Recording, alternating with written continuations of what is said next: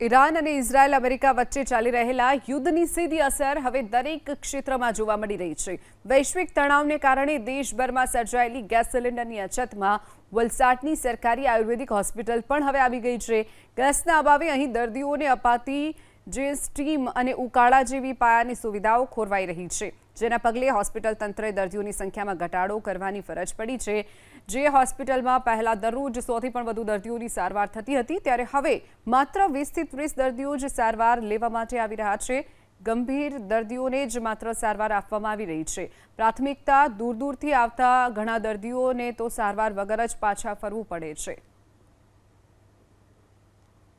જે ગેસની અછત છે તેના કારણે કેવું કે પેશન્ટોને જે સ્ટીમ મળવી જોઈએ, જે ઉકાળા મળવા જોઈએ, તે પણ કે જે ક્વોન્ટિટી કે ક્વોલિટી પ્રમાણે નહીં થઈ શકે અને પેશન્ટોને તેટલી સારી સારવાર અને સરખી સારવાર ના મળી શકે। એ પ્રમાણે અમે પેશન્ટોને કેવું કે પેશન્ટોના ઓછા કર્યા છે કે એમની ક્વોન્ટિટી ઓછી કરીને એમને પેશન્ટ ઓછા કરીને એમને સારી અને સુખદ એવી ટ્રીટમેન્ટ આપી શકીએ, તેના માટે અમે પેશન્ટોને પહેલાં 100 આવતા હતા, હવે અમે કેવું કે 50થી 60 પેશન્ટો કે 50થી 30 પેશન્ટોને લઈએ છીએ અને તે પ્રમાણે અમે આગળની ટ્રીટમેન્ટ કરીએ છીએ કે જે એમાં સારી રીતે એમને થઈ શકે।